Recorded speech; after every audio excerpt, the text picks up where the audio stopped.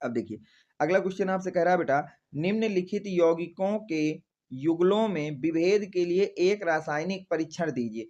अब आपको बेटा ये आपको 3 बोले गए हैं, तो इनमें विभेद के लिए कौन सा हमको रासायनिक परीक्षण लगाना चाहिए, इसके विषय में बात करना है। ये क्वेश्चन बेटा 2023 में बोर्ड में पूछा गया था। पहले बताना है कि द्वितीयक एमीन तथा तृतीयक एमीन में विभेद कैसे लाते हैं, मेथिलेमीन तथा डाइमेथिलेमीन में विभेद कैसे करेंगे, एथिलेमीन तथा एनिलीन में विभेद कैसे करेंगे। तो सबसे पहले हम बात करेंगे बेटा द्वितीयक तथा तृतीयक एमीन में विभेद की।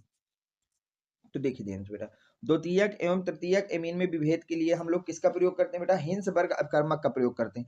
अगर हमको द्वितीयक एमीन तथा तृतीयक एमीन में विभेद करना है, द्वितीयक एमीन तथा तृतीयक एमीन में बेटा क्या करना है, विभेद करना है, तो हम वहां पर यूज करेंगे हिंसबर्ग अपकर्मक को।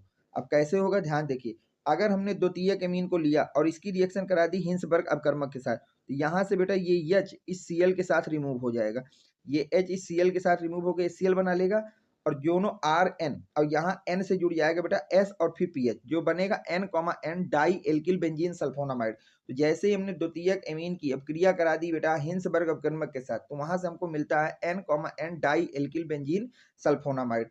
ठीक है, जबकि अगर हमने यहीं पर तृतीयक एमीन लिया होता, यहीं पर क्या लिया होता बेटा, तृतीयक एमीन, तो यहाँ पर जब हम द्वितीयक एमीन की अपक्रिया हिंसबर्ग अपकर्मक के साथ कराते हैं तो हमें N, di alkyl benzene sulphonamide मिलता है। अब अगर तृतीयक एमीन की बात करें, तो जैसे ही हमने तृतीयक एमीन की रिएक्शन हिंसबर्ग अपकर्मक से कराई बेटा, तो यहाँ पर कोई H तो है नहीं, हाइड्रोजन परमाणु के ना होने के कारण यहाँ से Cl नहीं निकल पाता बेटा, यहाँ से क्या नहीं निकल पाता, Cl, इसीलिए यहाँ पर कोई अपक्रिया नहीं होती है, यहाँ पर कोई अपक्रिया नहीं होती है। इसी बात को मैंने नीचे लिख भी दिया है बेटा कि जब हम तृतीयक एमीन की अपक्रिया हिंसबर्ग अपकर्मक के साथ कराते हैं तो कोई अपक्रिया नहीं होती है।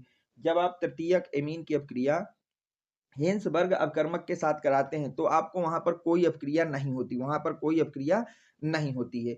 अब देखिए इसके बाद हमसे क्या पूछा है उसकी बात कर लेते हैं। ये हो गया प्राथमिक एमीन, वो द्वितीयक तथा तृतीयक एमीन में विभेद। अगला है बेटा मेथिल एमीन तथा डाई मेथिल एमीन में विभेद कैसे करेंगे, मेथिल एमीन तथा डाई मेथिल एमीन में विभेद। ध्यान से देखिए, मेथिल एमीन तथा डाई मेथिल एमीन, तो मेथिल एमीन जो कि एक प्रकार की प्राथमिक एमीन है एवं डाई मेथिल एमीन जो कि एक प्रकार की द्वितीयक एमीन है, में विभेद के लिए भी हम हिंसबर्ग अपकर्मक का प्रयोग करते हैं। इसमें विभेद के लिए भी हम किसका प्रयोग करते हैं बेटा, हिंसबर्ग अपकर्मक का प्रयोग करते हैं। किसका प्रयोग करते हैं बेटा, हिंसबर्ग अपकर्मक का प्रयोग करते हैं। अब कैसे करते हैं इसकी बात कर लेते हैं।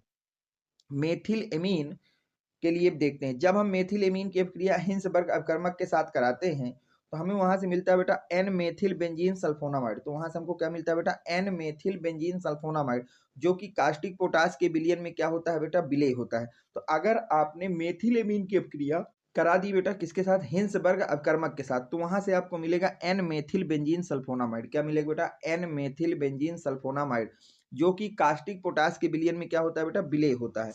अब इसकी रिएक्शन को देख लेते हैं कि रिएक्शन कैसे होगी। देखिए अगर आपने मेथिल एमीन को लिया और इसकी रिएक्शन करा दी हिंसबर्ग अपकर्मक के साथ, तो यहाँ से बेटा एक H हटेगा, इस Cl को निकाल देगा। तो यहाँ से जैसे ही HCl निकला तो PH S double bond O और Cl की जगह जुड़ जाएगा NH और NH से जुड़ा है CH3। तो आपको मिलेगा N मेथिल बेंजीन सल्फोनामाइड का अवक्षेप। यहाँ से आपको क्या मिल जाएगा बेटा, N मेथिल बेंजीन सल्फोनामाइड का अवक्षेप मिल जाएगा, जिसको जैसे ही हम कास्टिक पोटास के विलयन में घोलेंगे, कास्टिक पोटास के विलयन में घोलेंगे तो वहां से ये उसमें क्या हो जाएगा बेटा, विलय हो जाएगा। तो ये बात हो गई किसकी बेटा, मेथिल एमीन की। अब हम बात करते हैं डाई मेथिल एमीन के साथ क्या होगा। तो देखिए डाई मेथिल एमीन, जब हम डाई मेथिल एमीन की अपक्रिया हिंसबर्ग अपकर्मक के साथ कराते हैं तो हमें N, di methyl benzene sulphonamide प्राप्त होता है। क्या प्राप्त होता है बेटा, N, di methyl benzene sulphonamide प्राप्त होता है, जो कि कास्टिक पोटास के विलयन में अविलेय होता है, जो कि क्या होता है बेटा, कास्टिक पोटास के विलयन में अविलेय होता है। तो अगर डाई मेथिल एमीन की अपक्रिया हमने कराई हिंसबर्ग अपकर्मक के साथ, तो यहाँ से बेटा H निकलेगा और यहाँ से आपका कौन निकल जाएगा बेटा, Cl, और ये दोनों निकल करके यहाँ से बनाएंगे एक यौगिक जिसका नाम होगा N, di methyl benzene sulphonamide का अवक्षेप बना देंगे, और यह अवक्षेप कास्टिक पोटास के विलयन में अविलेय होता है। तो अगर घुल गया तो प्राथमिक वो मेथिलेमीन थी, नहीं घुला तो डाइमेथिलेमीन थी। ठीक है यहाँ तक बेटा। अब देखिए अगला इसमें क्या पूछा गया था उसकी बात कर लेते हैं। और इसमें आपसे क्या पूछा है, हाँ, एथिल एमीन एवं एनिलीन में विभेद कैसे करना है, एथिल एमीन तथा एनिलीन में। तो ध्यान से देखिए बेटा, ये तो हो गया डाइमेथिल का केस, ठीक। हाँ, एथिल एमीन में अब देखिए अगला क्या कह रहा है बेटा कि एथिल एमीन एवं एनिलीन में विभेद करना है। तो देखिए एथिल एमीन और एनिलीन में हम लोग विभेद कैसे करेंगे। एथिल एमीन एवं एनिलीन में विभेद के लिए सोडियम नाइट्राइट तथा HCl के मिश्रण का प्रयोग करते हैं। जब भी आपको बेटा एथिल एमीन या एनिलीन में आपस में विभेद करना हो तो आप वहां पर किस मिश्रण का प्रयोग करेंगे बेटा, तो याद रखना सोडियम नाइट्राइट तथा HCl के मिश्रण का हम लोग प्रयोग करते हैं। सबसे बात करते हैं बेटा एथिल एमीन की। तो जब हम एथिल एमीन की अभिक्रिया सोडियम नाइट्राइट तथा HCl के मिश्रण के साथ कराते हैं तो हमें वहां से बेटा एथिल एल्कोहल मिलता है। वहां से क्या मिलता है बेटा, एथिल एल्कोहल मिलता है। दरअसल क्या होता है बेटा कि सोडियम नाइट्राइट तथा HCl ये दोनों आपस में क्रिया करते हैं बेटा, और आपस में क्रिया करके बनाते हैं नाइट्रस अम्ल को। बेटा किसको बनाते हैं, नाइट्रस अम्ल को, HNO2 को। और ये नाइट्रस अम्ल बेटा रिएक्शन करता है किससे, एथिल एमीन से। यहाँ 2 लगा लीजिएगा। हाँ, ये हो गया एथिल एमीन।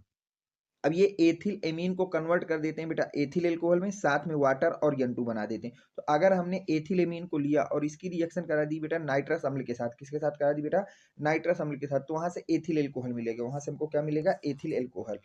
जबकि अगर हमने इसी नाइट्रस अम्ल यानी कि सोडियम नाइट्राइट तथा HCl के मिश्रण की अभिक्रिया एनिलीन के साथ कराते हैं तो हमको वहां से मिलता है बेंजीन डाई एजोनियम क्लोराइड, जिसको हम लोग बेटा BDC भी बोलते हैं, जिसको हम लोग क्या बोलते हैं बेटा, BDC।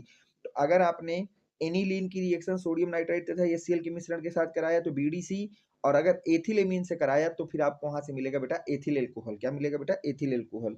ठीक है, अब हम बात करते हैं नेक्स्ट क्वेश्चन की।